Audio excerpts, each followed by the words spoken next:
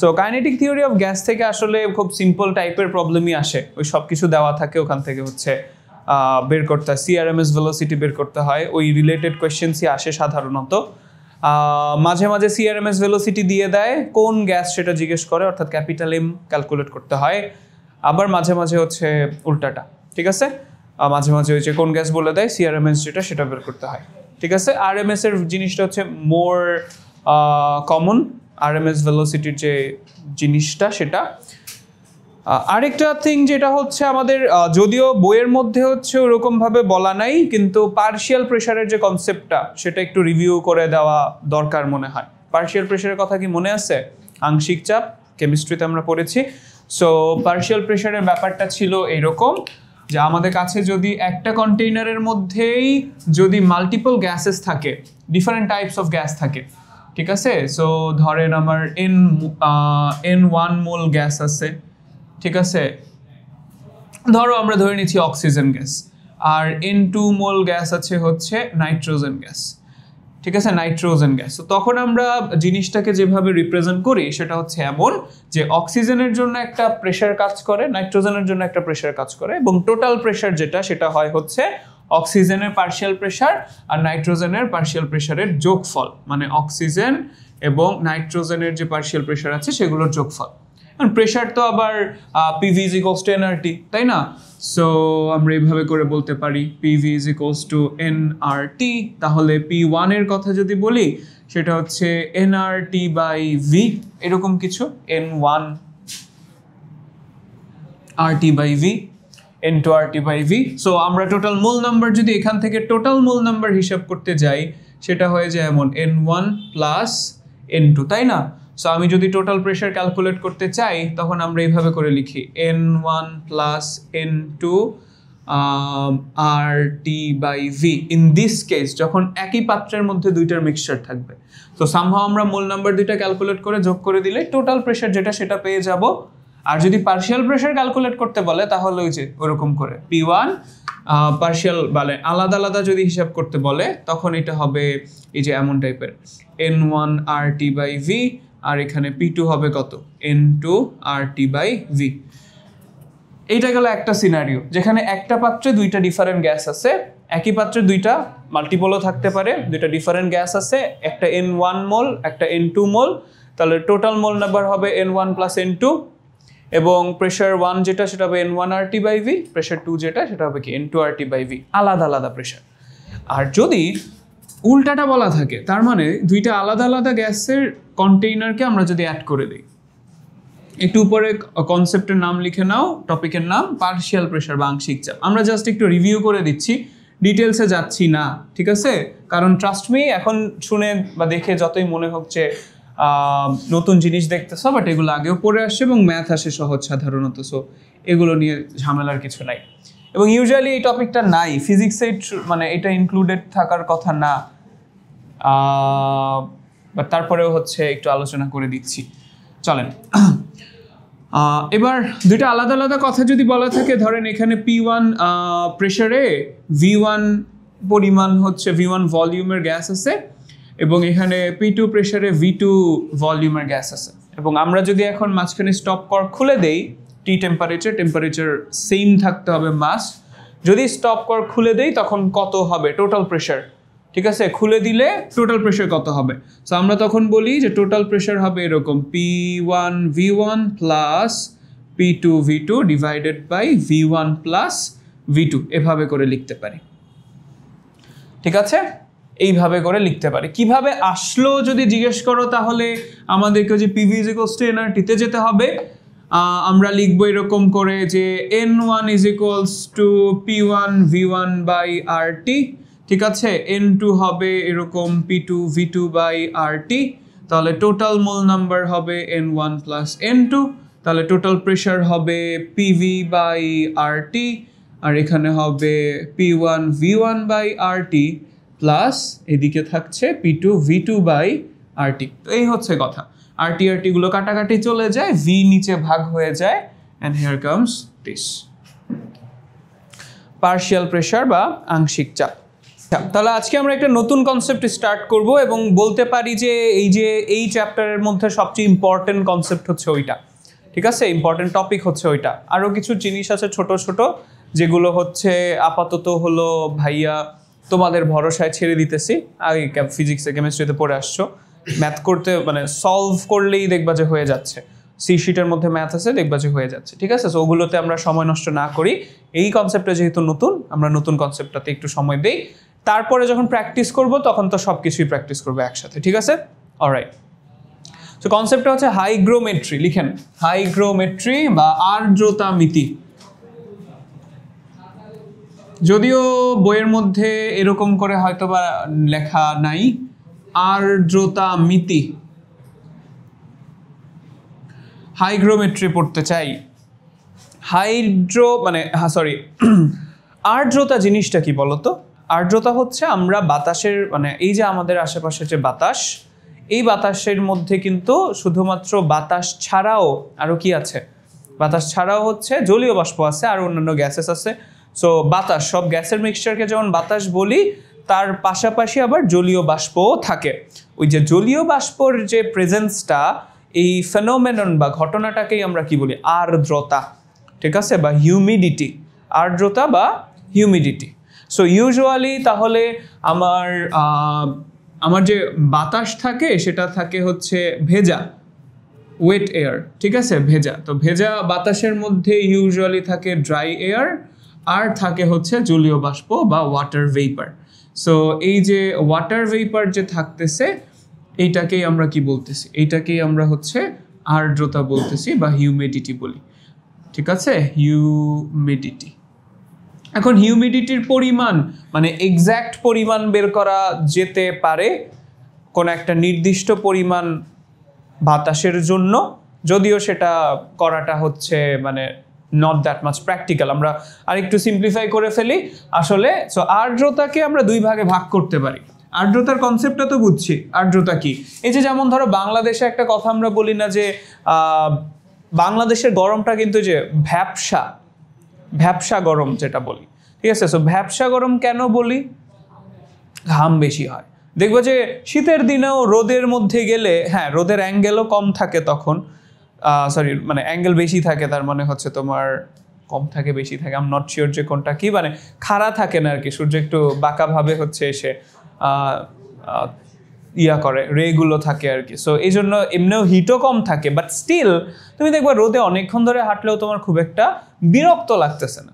কিন্তু গরমের দিনে যেটা হয়, ধরো রোদেও যাওয়া লাগবে না, তোমার জাস্ট বিরক্ত লাগে, গরম লাগে না, তোমার কি লাগে, বিরক্ত লাগে। দ্যাটস এ ডিফারেন্ট ফিলিংস, ঠিক আছে। গরম লাগা তো এক জিনিস, বিরক্ত লাগা আরেক জিনিস, ঠিক আছে।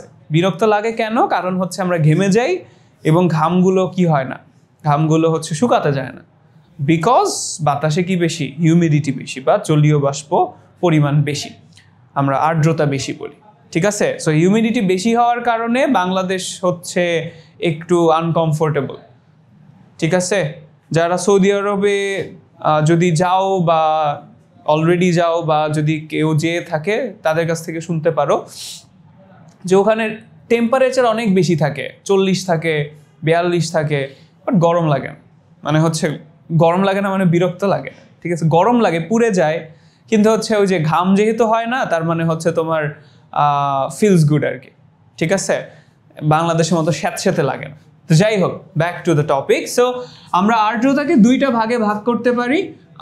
আর্দ্রতা বা হিউমিডিটিকে আমরা হচ্ছে অ্যাবসলিউট হিউমিডিটি ক্যালকুলেট করতে পারি সামহাউ, অ্যাবসলিউট হিউমিডিটি বা পরম আর্দ্রতা, ঠিক আছে। আর আরেকটা হচ্ছে রিলেটিভ হিউমিডিটি বা আপেক্ষিক আর্দ্রতা, রিলেটিভ হিউমিডিটি বা আপেক্ষিক আর্দ্রতা। অলরাইট, অ্যাবসলিউট হিউমিডিটি হচ্ছে আমরা যদি সামহাউ কোনো একটা রুমের মধ্যে ধরো এই রুমের কথা চিন্তা করি, তোমাকে জিজ্ঞেস করলাম যে এই রুমের মধ্যে এক্স্যাক্টলি জলীয় বাষ্পের পরিমাণ কত, তাহলে এই রুমটা সিল্ড, রুমের মধ্যে বাতাস যে পরিমাণ আছে এক্স্যাক্টলি অত পরিমাণ বাতাসই আছে, মানে জলীয় বাষ্পের পরিমাণও ফিক্সড। এখন আমি যদি অ্যাকিউরেটলি মানে এক্স্যাক্ট কেজিতে কত কেজি জলীয় বাষ্প আছে যদি সেটা ক্যালকুলেট করতে চাই, তখন সেটার নাম কি হবে? সেটা হবে অ্যাবসলিউট হিউমিডিটি। তবে কেজির পাশাপাশি হিউমিডিটি ক্যালকুলেশনের জন্য আরও একটা ইউনিট ইউজ হয়, সেটা হচ্ছে প্রেশার। আমরা হচ্ছে ভেপার প্রেশার, এই যে আংশিক চাপের কনসেপ্টটা পড়ালাম, দ্যাটস বিকজ অফ দিস। আমি যদি কনসিডার করি যে আমার বাতাসের আমার রুমের মধ্যে যে বাতাসটা আছে ওই বাতাসের মধ্যে অক্সিজেন আছে অ্যান্ড নাইট্রোজেন আছে, তো লেটস সে অক্সিজেন আর নাইট্রোজেন মিলেই তো আমার বাতাস বলতেছি, বাতাস বা এয়ার। তাহলে ধরো আমার এয়ার আছে, n mole of what, air আছে, আর এখানে আবার n মোল অফ কি আছে বলো, H2O আছে। তার মানে এই যে জলীয় বাষ্প, যে এই জলীয় বাষ্পের জন্য আমরা কিন্তু জলীয় বাষ্প ইটসেলফ এর জন্য একটা প্রেশার পাই, তাই না? সো এক্স্যাক্টলি আমরা কেজিতে না বলে কিন্তু ওই পার্শিয়াল প্রেশার কত এক্স্যাক্টলি হিউমিডিটি বা আর্দ্রতার জন্য বা জলীয় বাষ্পের জন্য প্রেশার কত সেটা যদি আমরা সামহাউ ক্যালকুলেট করতে পারি, সেটাও কি হবে, আমার অ্যাবসলিউট হিউমিডিটি হবে। Making sense? যারা বুঝতে পারতেছি না আরেকবার বলি। ফর্মুলা হচ্ছে PV is equal to nRT, তাই তো? ফর্মুলা হচ্ছে PV is equals two nRT. আবার এন মানে কিন্তু আমরা কি লিখতে পারি, W by capital M R টি, এটা লেখা যায়, ডাব্লিউ বাই এম লেখা যায়। আচ্ছা, তাহলে এখানে যে ডাব্লিউ আছে এই ডাব্লিউটা কি বলতো, ওয়েট বা ওজন। তার মানে তোমার যত কেজি জলীয় বাষ্প আছে বা যত গ্রাম জলীয় বাষ্প আছে সেটা যদি তুমি গ্রামে বের করতে পারো, ওইটা তো গ্যাসিয়াস ফর্মে আছে, তাহলে সেটার জন্য একটা নির্দিষ্ট পরিমাণ কি থাকবে, প্রেশারও থাকবে। দ্যাটস দ্য থিং এতক্ষণ ধরে যেটা বললাম। কিন্তু এই প্রেশারটা আসলে কি, ফিজিক্সের ভাষায় বলতে গেলে this is a partial pressure, মানে টোটাল গ্যাসের যে চাপ, বায়ুমণ্ডলীয় চাপ, সেটা তো আমরা নিব না। আমরা নিব কোনটা, শুধুমাত্র জলীয় বাষ্পের যে চাপ সেটা। তাহলে জলীয় বাষ্প চাপ, এটাকে বলে জলীয় বাষ্প চাপ বা ভেপার প্রেশার। সো আমরা যদি ভেপার প্রেশার ক্যালকুলেট করি, that would be the absolute humidity বা পরম আর্দ্রতা। বুঝতে পেরেছি? আচ্ছা, আর্দ্রতার হিউমিডিটির কনসেপ্টটা যদি কারো মানতে কষ্ট হয় যে না আসলেই পানি আছে, ঠিক আছে, তাইলে তারা যেটা করতে পারে যে এসি ছাড়লে দেখবা যে এসির মধ্যে একটা পাইপ থাকে না, ওই পাইপ দিয়ে পানি বাইরে বের হয়ে যেতে থাকে। ওই পানিগুলো কোথা থেকে আসে? ওই পানিগুলো হচ্ছে যে বাতাসের পানি। অ্যান্ড ওভারঅল এসি রুমের মধ্যে দেখবা যে ইউ ফিল ড্রাই, ঠিক আছে, ফিলস ড্রাই, যে হাত খসখসা খসখসা হয়ে থাকে। তারপরে অনেকের যেটা প্রবলেম হয়, অনেকের হচ্ছে যে আমাদের যে নেজাল ক্যাভিটি আছে, নাকের মধ্যে যে ফাঁকা যায়, ওটা ড্রাই হয়ে যায় এসির মধ্যে ঢুকলে। তখন হচ্ছে ওই যে শ্বাস নিলে জলে ভেতরে, ঠিক আছে, একটু কেমন কেমন জানি ফিল হয়। সো এই হচ্ছে ওভারঅল কথাবার্তা। তো যাই হোক, অ্যাবসলিউট হিউমিডিটি বের করাটা বের করা ডেফিনেটলি পসিবল। আমরা যদি সামহাউ ক্যালকুলেট করতে পারি যে এই যে কি কত তোমার ভেপার প্রেশার কত, সেটাই হচ্ছে অ্যাবসলিউট হিউমিডিটি। এবার চলো অ্যাবসলিউট হিউমিডিটিটা ইমপ্র্যাকটিক্যাল টু ক্যালকুলেট, বিকজ এটা চেঞ্জ হতে থাকে এবং একটু ম্যাস অ্যামাউন্ট অফ বড় জায়গার জন্য তুমি যদি হিসাব করো যে সেখানে কতটুকু অক্সিজেন থাকবে, কতটুকু নাইট্রোজেন থাকবে, তারপরে জলীয় বাষ্পের পরিমাণ বের করাটা ইটস প্রিটি ঝামেলার কাজ।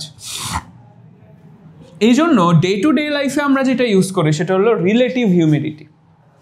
সেটা ইউজ করি হচ্ছে রিলেটিভ হিউমিডিটি। রিলেটিভ হিউমিডিটিটা হচ্ছে, বাই দ্য ওয়ে, তুমি যদি তোমার ফোনের অ্যাপের মধ্যে যাও, ওই যে ওয়েদার অ্যাপ থাকে না, সো ওয়েদার অ্যাপে গেলেই দেখবা যে নিচের দিকে নামতে থাকলেই যে কোনো যেই ওরিয়েন্টেশনেই লেখা থাকুক না কেন, যে হিউমিডিটি বলে একটা জিনিস থাকে, অপশন থাকে। এই যে যেমন ধরো আজকের হিউমিডিটি হচ্ছে 63%, পার্সেন্টে দেওয়া। কিসে দেওয়া? পার্সেন্টে দেওয়া। This is relative humidity. তাহলে what is relative humidity? Relative হিউমিডিটিটা হচ্ছে ম্যাক্সিমাম কতটুকু জলীয় বাষ্প কোনো একটা রুমের মধ্যে, ধরো এই রুমের কথা যদি বলি, কোনো একটা জায়গায় ম্যাক্সিমাম কতটুকু জলীয় বাষ্প থাকতে পারে অ্যান্ড এখন কতটুকু আছে, এই দুইটার রেশিও। ঠিক আছে, লেটস সে আমি বলতেছি 63% টুডে ইজ হিউমিডিটি, তার মানে আজকে বাতাসের মধ্যে যদি 100 কেজি জলীয় বাষ্প থাকতে পারতো, আছে কত কেজি? 63 কেজি। তার মানে ম্যাক্সিমাম ক্যাপাসিটির কতটুকু আছে? ম্যাক্সিমাম ক্যাপাসিটির 63% আছে। বুঝতে পারতেছি? আচ্ছা, তো এইটার ফর্মুলা লিখতে গিয়ে, আচ্ছা আমরা আপাতত হচ্ছে এভাবে করে লিখি, আর ইজ ইকুয়ালস টু, এখানে জাস্ট আপাতত ফর্মুলাটা লিখে ফেলি, small m divided by capital F into 100%। ঠিক আছে, এইটা হচ্ছে রিলেটিভ হিউমিডিটির ফর্মুলা।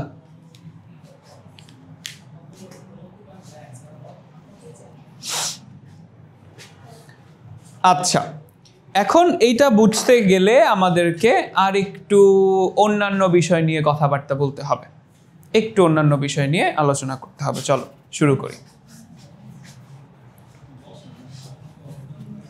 কারো কনফিউশন থাকলে সাথে সাথে জিজ্ঞেস করে ফেলবা।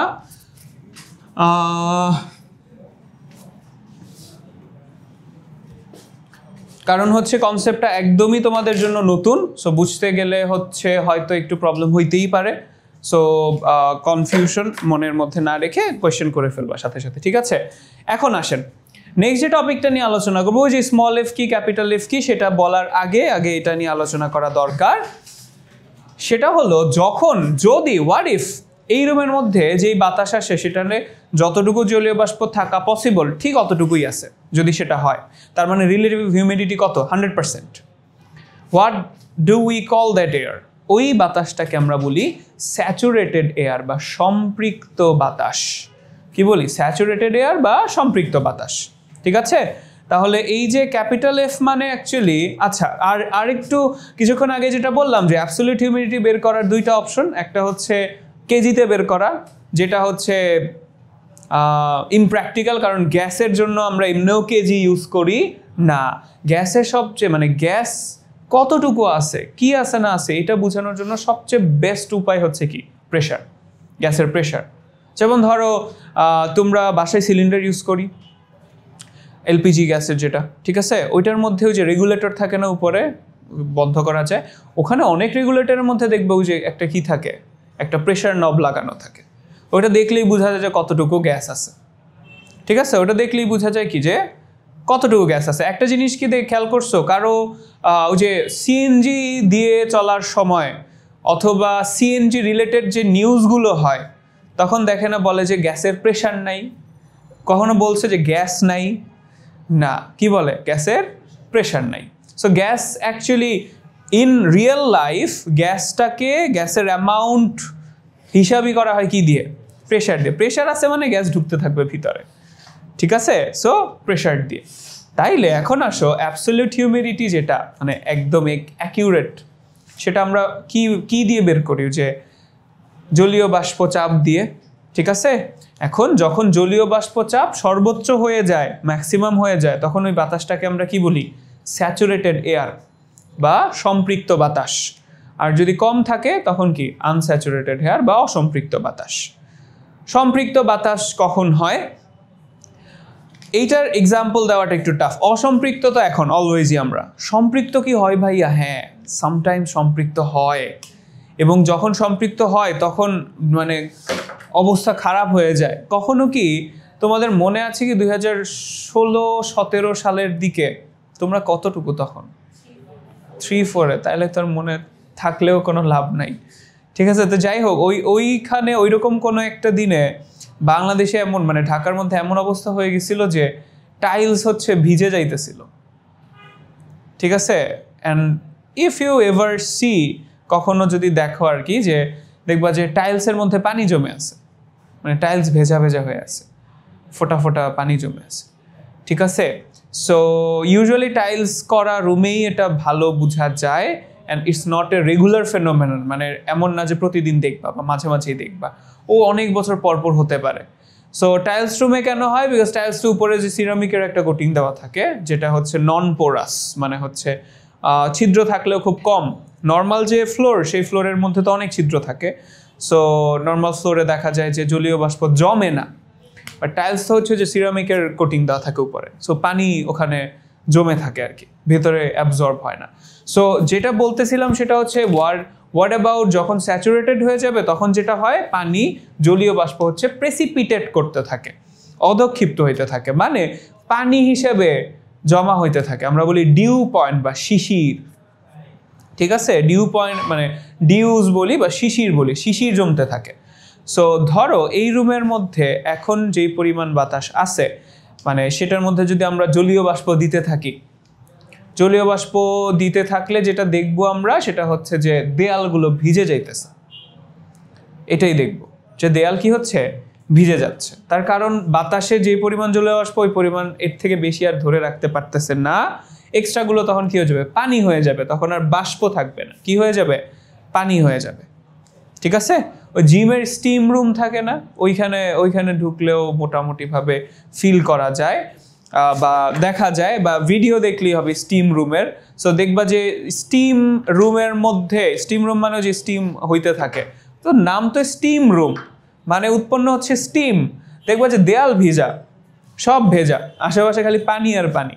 তাহলে স্টিম আর পানির রিলেশনশিপ কি, ওই যে হিউমিডিটি কত পার্সেন্ট হয়ে গেছে, 100% হয়ে গেছে। সো স্টিম আর স্টিম থাকতে পারতেছে না, তখন কি হয়ে যাইতেছে, পানি হয়ে যাচ্ছে।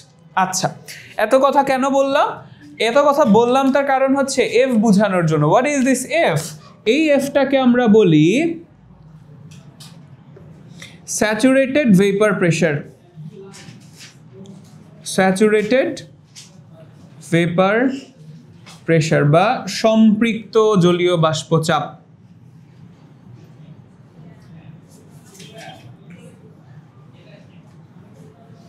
সম্পৃক্ত জলীয় বাষ্পচাপ, ঠিক আছে? F is equals to saturated vapour pressure বা সম্পৃক্ত জলীয় বাষ্পচাপ। ম্যাক্সিমাম যে পরিমাণ জায়গা হয় সেটা বলতেছিলাম না, তাহলে ম্যাক্সিমাম যে পরিমাণ জায়গা হয় সেটা অ্যাট রুম টেম্পারেচার, মানে এখনের যে টেম্পারেচারটা দেওয়া আছে ওই টেম্পারেচারের স্যাচুরেটেড ভেপার প্রেশার। এখন স্যাচুরেটেড ভেপার প্রেশার কই পাবো ভাইয়ারা? ওই যে বিজ্ঞানীরা হচ্ছে অলরেডি লিস্ট বানায় দিয়ে গেছে যে এত তাপমাত্রার স্যাচুরেটেড ভেপার প্রেশার এত, অত তাপমাত্রার স্যাচুরেটেড ভেপার প্রেশার অত। কারণ কি? কারণ হচ্ছে এই যে প্রেশারের কথা বলছি আমরা, so P is equals two আমরা লিখছি nRT/V। এখন এই জায়গার যে প্রেশারটা আছে সেটা তো টেম্পারেচার ডিপেন্ডেন্ট একটা জিনিস, তাই না? যদি ভলিউম আমরা একটা ফিক্সড অ্যামাউন্ট ধরে নেই, ভলিউম যদি কনস্ট্যান্ট ধরি, তাহলে আমার পার্শিয়াল প্রেশার যেটা সেটাও কি ডিপেন্ডেন্ট রাশি, একটা টেম্পারেচার ডিপেন্ডেন্ট রাশি না? তাহলে ওই যে এক্স্যাক্টলি অতটুকু টেম্পারেচারে কতটুকু জলীয় বাষ্প জায়গা হবে সেটার পরিমাণও কি আলটিমেটলি ফিক্সড, ঠিক আছে? সেটার পরিমাণও ফিক্সড। যেমন পানির মধ্যে কতটুকু লবণ দ্রবীভূত থাকবে সেটার পরিমাণ যেমন ফিক্সড, কি বলি আমরা, সম্পৃক্ত দ্রবণ হয়, একদম ম্যাক্সিমাম অ্যামাউন্ট অফ লবণ যদি আমরা ডিজলভ করে রাখতে পারি তখন, ঠিক সেরকমভাবে বাতাসের মধ্যে কতটুকু পানি জায়গা হবে সেটার পরিমাণও কি ফিক্সড, ঠিক আছে? এবং বিভিন্ন এটা that depends on the temperature. তাহলে আমরা যখন বলছি যে সম্পৃক্ত জলীয় বাষ্পচাপ, আমরা কত তাপমাত্রার জন্য বলতেছি সেটা মেনশন করে দিতে হবে, ঠিক আছে? লিখবো কি, কক্ষ তাপমাত্রা বা যে কোনো তাপমাত্রায় একটা নির্দিষ্ট তাপমাত্রার সম্পৃক্ত জলীয় বাষ্পচাপ। আর আরেকটা হচ্ছে এফ, স্মল এফ যেটা, সেটা হচ্ছে ওই তাপমাত্রায় উপস্থিত জলীয় বাষ্পচাপ।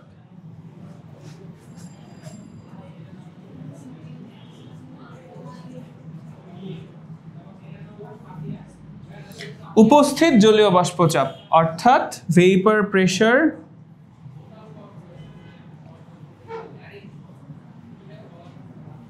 প্রেজেন্ট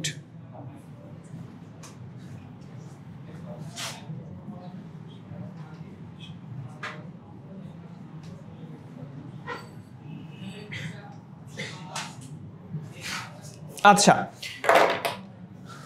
একটু লিখেন।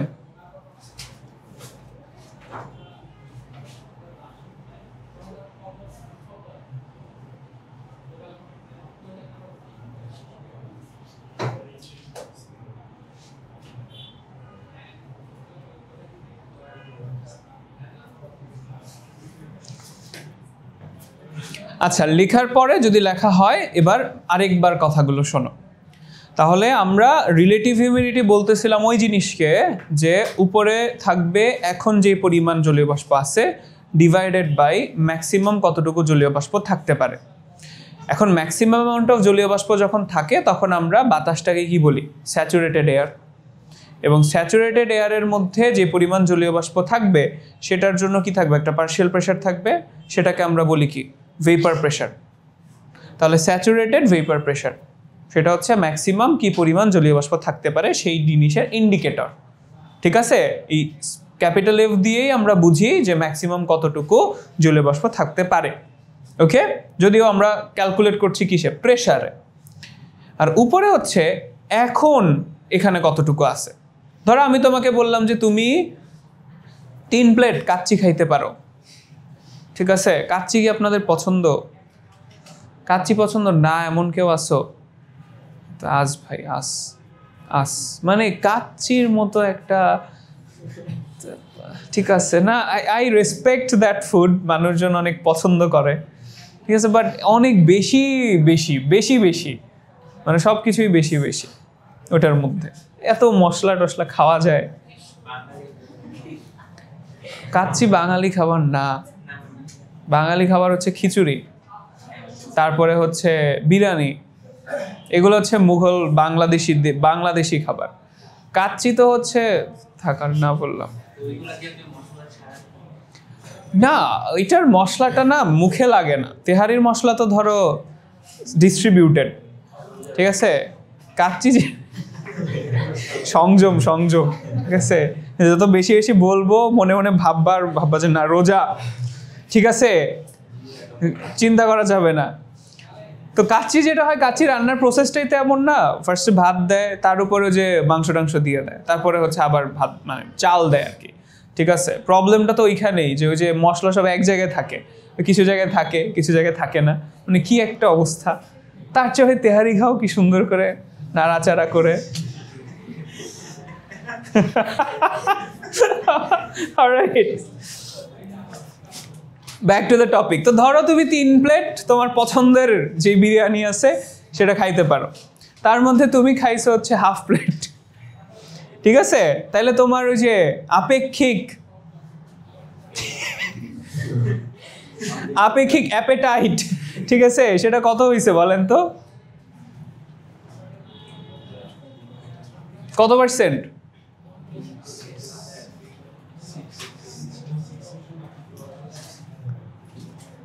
তুমি হচ্ছে 3 প্লেট খেতে পারো, আর এখন যে হাফ প্লেট বিক্রি করে না ওইটা 16, হ্যাঁ 16.67%। তাহলে 16.67%, বুঝতে পারতেছো? এই যে জিনিসটা ক্যালকুলেট করলা না, এটাই হচ্ছে কি আপেক্ষিক আর্দ্রতা। ম্যাক্সিমাম কতটুকু জায়গা হইতে পারে আর তুমি কতটুকু নিছো, বুঝতে পারছেন? এটাই হচ্ছে আপেক্ষিক আর্দ্রতা। যেমন ধরো তুমি 3 প্লেট খাইতে পারো, এখন যদি তুমি 1 প্লেট ফুল খাও আর 1 প্লেট হাফ খাও, তাহলে তার মানে তোমার আর্দ্রতা না, তোমার অ্যাপেটাইট কতটুকু হয়েছে? 50%, ঠিক আছে। তো এক্স্যাক্টলি এটাও হচ্ছে এরকম, বুঝতে পারছি? এখন তাইলে এই যে স্মল এফ হচ্ছে তাহলে ওই তাপমাত্রায় এখন বর্তমানে কতটুকু উপস্থিত আছে জলীয় বাষ্প, ঠিক আছে। বাট প্রবলেম হচ্ছে ওই যে বললাম যে বিজ্ঞানীরা ক্যালকুলেট করে দিয়ে গেছেন আমাদেরকে একটা জিনিস, ওই দিয়ে গেছে যেটা, সেটা সবসময় ওই স্যাচুরেটেড ভেপারের প্রেশারটাই দিয়ে গেছে, মানে আমাদেরকে নর্মাল যে ভেপার প্রেশার সেটা দিয়ে যায় নাই। তার মানে সামহাও আমাকে এই তাপমাত্রায় উপস্থিত জলীয় বাষ্প দিয়েই, উপস্থিত যে পরিমাণ জলীয় বাষ্প আছে এই জলীয় বাষ্পটা দিয়েই কি করা লাগবে? স্যাচুরেটেড বানাইতে হবে somehow. If we can do that, তাইলে আমরা হচ্ছে ওই চার্ট থেকে ধরো নাম্বারটা নিয়ে উই ক্যান ক্যালকুলেট আর। আমি কি বলছি বুঝতে পারছি? আর একটু সহজ করে বলি, এটার সাথে না মিলায় নর্মালভাবে বলি। ইজ ইট পসিবল যে এই রুমে এখন যেই পরিমাণ জলীয় বাষ্প আছে ওইটা দিয়েই আমরা রুমটাকে স্যাচুরেটেড করে ফেলবো? Is there any way? না বলতেছে আছে বলেন। আপনি কালকে 8 নম্বর সেক্টর কি করতেছিলেন?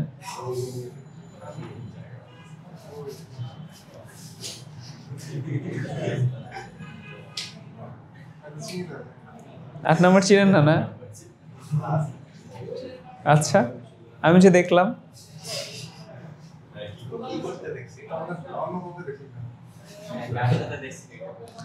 না না হাইটা যাইতেছিল সোজা গান শুনতে শুনতে একা একাই।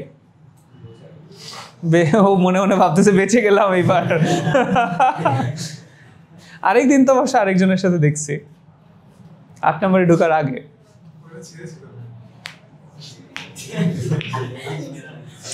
অলরাইট, চলেন, আমি তো জিজ্ঞেস করি না মেয়ে ছিল নাকি ছেলে ছিল। আচ্ছা চলেন, alright, back to the topic. So এখন কোয়েশ্চেনটা ছিল যে আমরা কি এই রুমের বাতাসকে স্যাচুরেটেড করতে পারি কিনা টেম্পারেচার চেঞ্জ করে। ভেরি গুড, ঠিক আছে। এটা ইনটুইটিভলি কি বলে, আমরা যদি ঠান্ডা করে ফেলতে পারি রুমটা, আস্তে আস্তে করে যদি ঠান্ডা বানাইতে থাকি, তাহলে কি হবে বলতো, জলীয় বাষ্প যে পরিমাণ জায়গা হইতো এখন আর সেই পরিমাণ জায়গা হতে পারবে না। তার মানে আগে যতটুক ছিল ঠিক অতটুকু দিয়েই কি হয়ে যায়, স্যাচুরেটেড হয়ে যাচ্ছে। বুঝতে পারতেছি? এই হচ্ছে, তাহলে আমি টেম্পারেচার চেঞ্জ করে দিয়ে এই রুমের বাতাসকেই স্যাচুরেটেড বানায় ফেলতে পারি। এখন যেই টেম্পারেচারে গিয়ে বাতাসে উপস্থিত জলীয় বাষ্প দিয়ে বাতাস স্যাচুরেটেড হয়ে যাবে, ওই টেম্পারেচারের নাম আমরা বলি শিশিরাঙ্ক বা ডিউ পয়েন্ট। কি বলি, শিশিরাঙ্ক বা dew point. So dew point we can write dew point বা শিশিরাঙ্ক। ইংলিশ ভার্সনের কি কেউ আছো? ও স্বপ্নিল আছে, শিশিরাঙ্ক ডিউ পয়েন্ট। তাহলে ডিউ পয়েন্ট হচ্ছে temperature at which air becomes saturated with the আচ্ছা ইংলিশটা আগে বাংলাটা লিখে দেই। ডিউ পয়েন্ট হচ্ছে যে তাপমাত্রায় বাতাসে উপস্থিত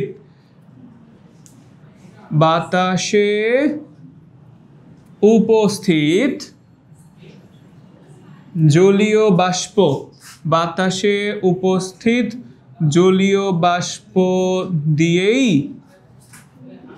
বাতাস সম্পৃক্ত হয়ে যায়, যে তাপমাত্রায় বাতাসে উপস্থিত জলীয় বাষ্প দিয়েই বাতাস সম্পৃক্ত হয়ে যায়। Temperature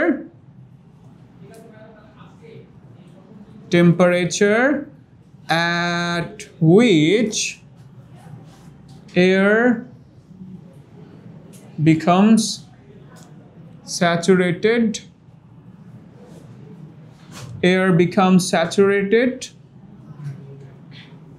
with the vapor present। ঠিক আছে?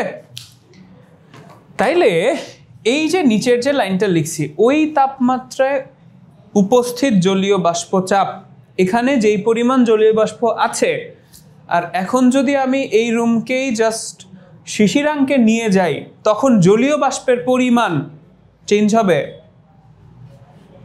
বাষ্পের পরিমাণ কি চেঞ্জ হবে? না, বাষ্পের পরিমাণ চেঞ্জ হবে না, কিন্তু জাস্ট জিনিসটা আনস্যাচুরেটেড ছিল, এখন কি হয়ে গেছে, স্যাচুরেটেড হয়ে যাবে। তাহলে দেখো তো আমি এই লাইনটা লিখতে পারি কিনা, যে ওই তাপমাত্রায় উপস্থিত জলীয় বাষ্প চাপ ইজ অলসো ইকুয়াল টু শিশিরাঙ্কে সম্পৃক্ত বাষ্পচাপ। শিশিরাঙ্কে সম্পৃক্ত বাষ্পচাপ, ইংলিশে লিখব স্যাচুরেটেড ভেপার প্রেশার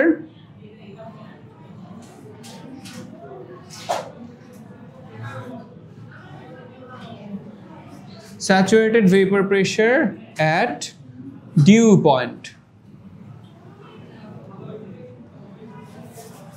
ঠিক আছে, দেখো তো মেকিং সেন্স? শিশিরাঙ্কে জলীয় বাষ্পের পরিমাণ আর ওই যে ওই তাপমাত্রায় জলীয় বাষ্পের পরিমাণের কি কোনো চেঞ্জ আছে? না তো। তাইলে তো আমাদের কোনো কনফ্লিক্ট হওয়ার কথা না। ঠিক আছে, কনফ্লিক্ট হওয়ার কথা না। ওই তাপমাত্রায় যে পরিমাণ জলীয় বাষ্প ছিল, আমরা জাস্ট শিশিরাঙ্কে নিয়ে গেছি, শিশিরাঙ্কে নিয়ে যাওয়ার কারণে জিনিসটা স্যাচুরেটেড হয়ে গেছে। And now it's easier for us to calculate that. ঠিক আছে, এখন জাস্ট সম্পৃক্ত বাষ্পচাপ যেহেতু, এখন আমাদের জন্য জিনিসটা ক্যালকুলেট করা সহজ হয়ে গেছে। এই জন্য আমরা শিশিরাঙ্ক কনসেপ্টটা নিয়ে আসছি। ঠিক আছে, এখন ঝামেলা হচ্ছে যে শিশিরাঙ্ক তো আবার নির্ণয় করতে পারতে হবে, তাইলে আবার শিশিরাঙ্ক আবার ডিফারেন্ট রুমের জন্য ডিফারেন্ট হবে, কারণ কন্ডিশন ওয়াইজ যদি জলীয় বাষ্প অলরেডি বেশি থাকে তাহলে শিশিরাঙ্ক কি হবে, শিশিরাঙ্ক একটু বেশির দিকে থাকবে, মানে কম ঠান্ডা করলেই সম্পৃক্ত হয়ে যাবে। কিন্তু যদি আবার জলীয় বাষ্প কি থাকে, অনেক কম থাকে, তখন আবার অনেক বেশি ঠান্ডা করতে হবে কিসের যাওয়ার জন্য, শিশিরাঙ্কে যাওয়ার জন্য। And here comes the thing, শীতের দিনে দেখবা যে বাতাসে তোমার যে জানালার গ্লাস আছে, গ্লাসের মধ্যে শিশির জমে আছে, দেখছো কখনো? অথবা এসি ছাড়লে দেখবা যে গাড়ির ভেতরে কাঁচ হলো কি হয়ে যায়, ঘোলা হয়ে যায়, ঠিক আছে? বৃষ্টির দিনে গাড়ির ভেতরের গ্লাস হচ্ছে কি হয়ে যায়, ঘোলা হয়ে যায়। দ্যাটস বিকজ মানে বৃষ্টির দিনে তো এমনি বাইরেরই মানে হিউমিডিটি কি থাকে, বেশি থাকে। সো তোমার গ্লাস বা কাঁচ যখন হালকা একটু ঠান্ডা হয়, সেটা কি কিসে চলে যায়, শিশিরাঙ্কে চলে যায়, তখন ডিউ জমা শুরু করে দেয়। আবার হচ্ছে শীতের দিনে ধরো শিশিরাঙ্ক হচ্ছে লেটস সে শীতের দিনে 17 ডিগ্রি সেলসিয়াস, বাট ওই রাতের টেম্পারেচার ছিল ধরে নাও 14 ডিগ্রি সেলসিয়াস, তার মানে শিশিরাঙ্ক থেকে কম টেম্পারেচার। দ্যাট মিনস তোমার ওই যে যেখানেই কম মানে ঠান্ডা সারফেস পাচ্ছে সেখানেই কি হয়ে যাচ্ছে, তোমার জলীয় বাষ্পগুলো ডিউ বা শিশির হয়ে যাচ্ছে। গ্লাসে মানে ফ্রিজ থেকে পানির বোতল নামায় রাখো, অথবা গ্লাসের মধ্যে হচ্ছে ঠান্ডা পানি ঢেলে রাখো, দেখবা বাইরে দিয়ে কি হয়ে গেছে, ভিজে গেছে। দ্যাটস বিকজ ওইটার টেম্পারেচার এই রুমের ডিউ পয়েন্টের থেকে কি কম, এজন্য ওটার আশেপাশে গিয়ে কি হয়ে গেছে, বাতাস স্যাচুরেটেড হয়ে পানি জমা শুরু করে দিছে। ফ্রিজ থেকে কিছু জিনিস নামালে দেখবা ধোয়া বেরোইতেছে, ওগুলো কি ঠান্ডা। সো ওইটার আশেপাশের যে টেম্পারেচার সেটা লেস দেন ডিউ পয়েন্ট। এই রুমের যে ডিউ পয়েন্ট, ধরো এই রুমের ডিউ পয়েন্ট হচ্ছে 15 ডিগ্রি সেলসিয়াস, তুমি ফ্রিজ থেকে যেটা নামাইছো সেটা তো -2 ডিগ্রি সেলসিয়াস, তার মানে ওটার আশেপাশে কি অনেক বেশি ঠান্ডা। তো ওটার আশেপাশে যখন হচ্ছে বাতাস যায় ওটার পাশে, রুমের বাতাসই যখন ওটার পাশে দিয়ে যায়, গিয়ে একদম ডেন্স হয়ে যায়, কি হয়ে যায়, ঘন হয়ে যায়। ঘন হয়ে ওই যে আমরা মনে হয় যে ধোয়ার মতো, বাট ধোয়া তো না, ওগুলো কি জলীয় বাষ্প যেটা কনডেন্স হয়ে গেছে, বিকজ স্যাচুরেটেড হয়ে গেছে। ঠিক আছে, আচ্ছা অনেক কিছু আজকে বলছি, একটু এলোমেলো বিক্ষিপ্ত মনে হইতে পারে কথাবার্তাগুলো। নেক্সট ক্লাসে আমরা হচ্ছে এটার কনসেপ্ট একদম ফাইনালাইজ হব। শিশিরাঙ্ক নির্ণয় করার জন্য আমাদেরকে একটা যন্ত্র ইউজ করতে হয়, নাম হচ্ছে হাইগ্রোমিটার। আমরা নেক্সট ক্লাসে দেখব। ঠিক আছে, আল্লাহ হাফিজ।